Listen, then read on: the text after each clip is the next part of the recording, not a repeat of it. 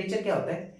Temperature एक physical quantity है। Physical quantity समझना, फिजिक्स में जिस भी चीजों को आप मेजर कर सकते हो वो सारी फिजिकल क्वांटिटी के अंदर आती है। हाँ, मास, जो भी अपनी फंडामेंटल क्वांटिटी थी उसमें से एक फंडामेंटल क्वांटिटी ये रही, टेम्परेचर। टेम्परेचर की एसआई यूनिट आप सभी को पता है क्या होती है? केल्विन होती है। और भी आपने यूनिट्स पढ़ी है, जैसे डिग्री सेल्सियस, डिग्री फ़ारेनहाइट, और आगे भी और भी यूनिट्स आप पढ़ोगे।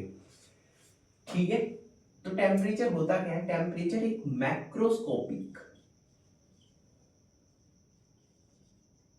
फिजिकल क्वांटिटी है रिलेटेड टू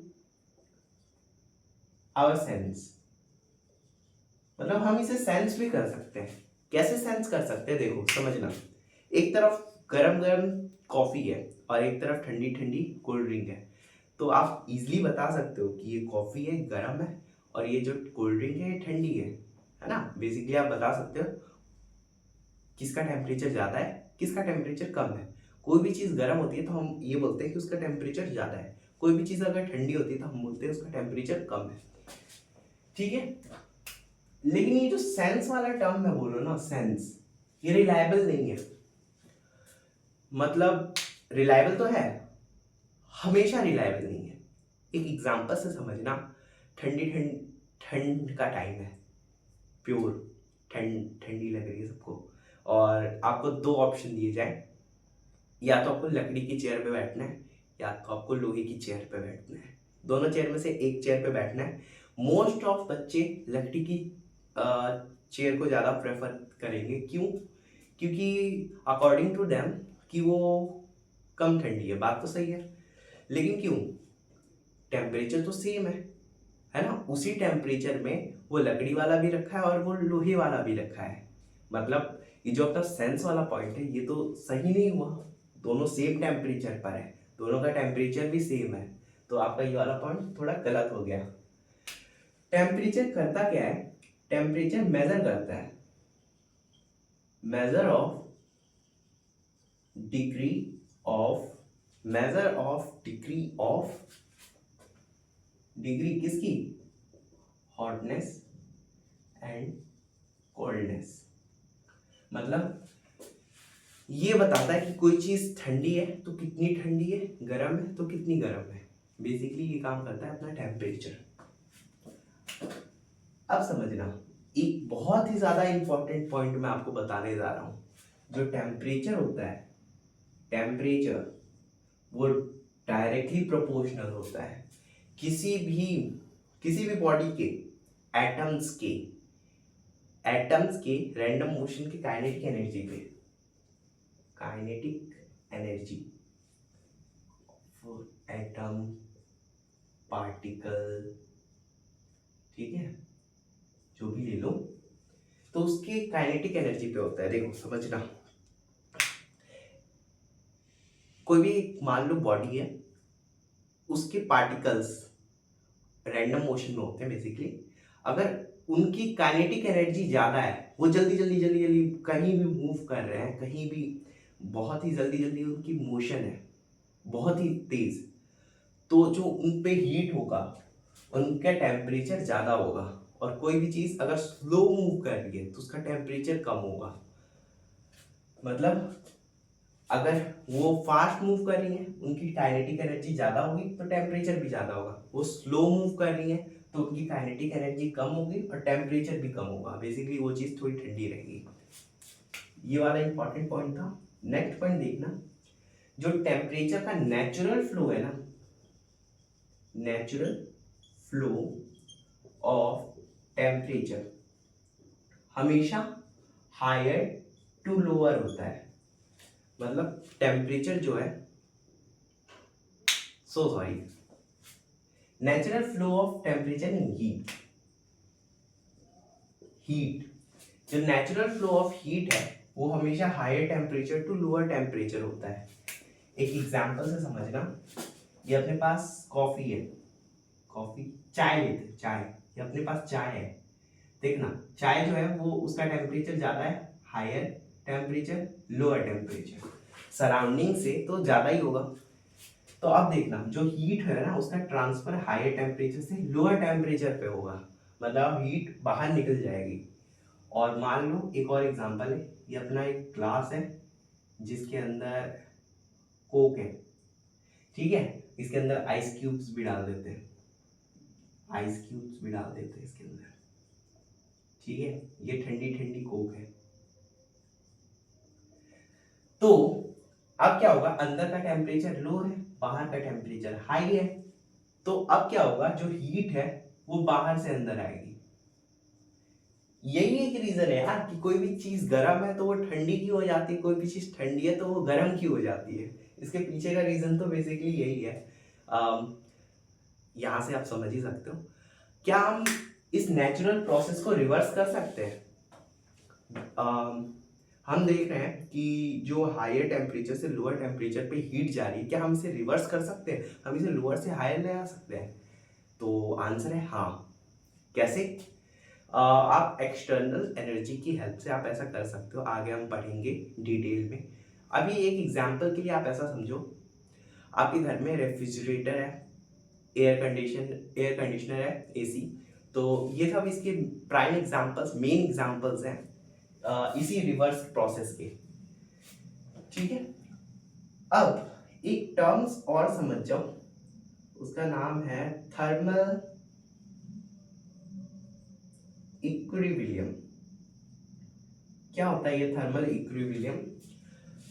जब कभी भी इधर क्या है, हीट ट्रांसफर हो रहा है, और यहां पे जब कभी भी नो हीट ट्रांसफर, जब कभी भी हीट ट्रांसफर नहीं होती, हीट ट्रांसफर नहीं होती इसका क्या मतलब है, टेम्परेचर डिफरेंस जो है वो जीरो हो जाए, टेम्परेचर डिफरेंस जीरो हो जाए और हीट ट्रांसफर ना हो, तो उस कंडीशन को हम कहेंगे थर्मल इक्विलिब्रियम। कि अब ये जो बॉडी है ये थर्मल इक्विलिब्रियम में आ गई, दो बॉडी है, उन दोनों के बीच टेम्परेचर डिफरेंस जीरो है, कोई भी हीट ट्रांसफर नहीं हो रहा, तो इसका मतलब है कि वो थर्मल इक्विलिब्रियम में आ चुकी है, ठीक है। आगे देखो, टेम्परेचर को हम एक फिक्स पॉइंट तक ही लो कर सकते हैं, कम कर सकते हैं, जो कि है 0 केल्विन। सबको पता है एब्सोल्यूट जीरो टेम्परेचर होता है 0 kelvin, 0 kelvin absolute zero temperature होता है। तो इसे हम इसके नीचे और कम नहीं कर सकते, है ना। ऐसा नहीं है कि माइनस केल्विन में चले जाए, ऐसा नहीं कर सकते।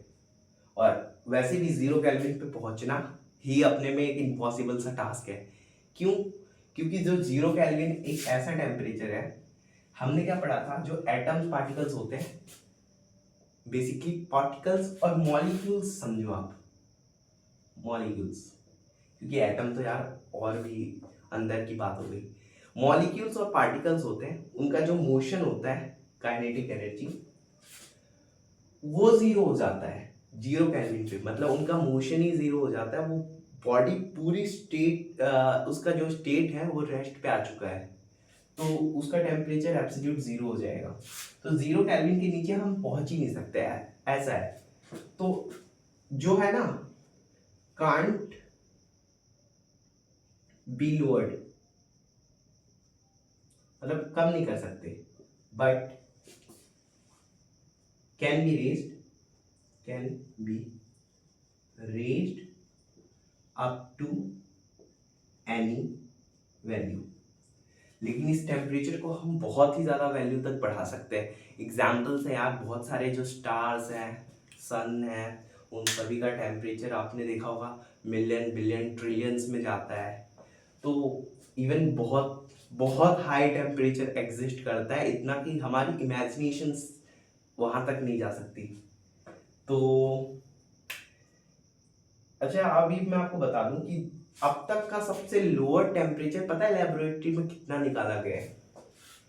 10 रेज टू पावर, पहले शायद 10 रेज टू पावर -8 था, लेकिन अभी 10 रेज टू पावर -12 तक हम पहुंच चुके हैं।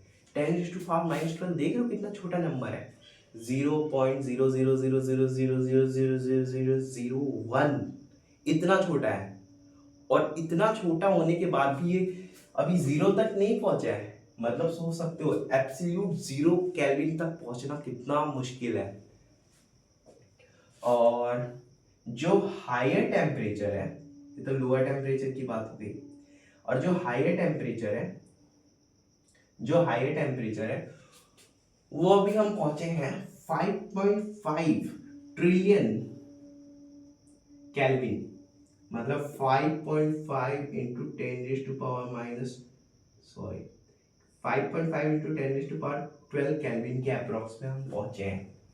इतना टेम्परेचर क्या हुआ था, गोल्ड के आयन को नियरली स्पीड ऑफ लाइट से कोलाइड किया गया था। एक मशीन आती है, क्या नाम था उसका,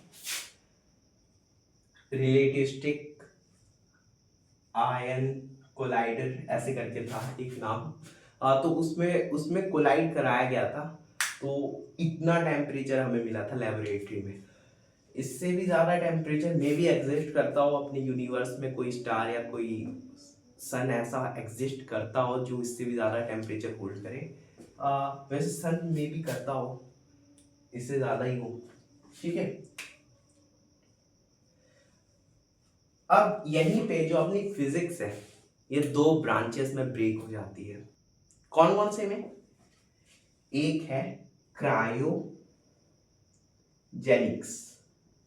क्रायोजेनिक्स और एक है पैरोमेट्री।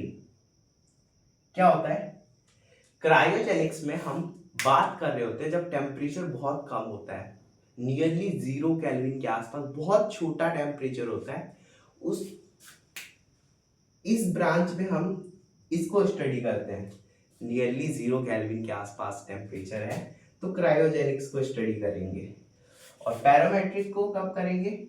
जब हाई टेम्परेचर के बारे में बात हो, बहुत ही ज़्यादा हाई टेम्परेचर पे हम बात करें तो ये पैरामेट्रिक के बारे में स्टडी करते हैं। मतलब पैरामेट्री एक अलग ही ब्रांच होगी।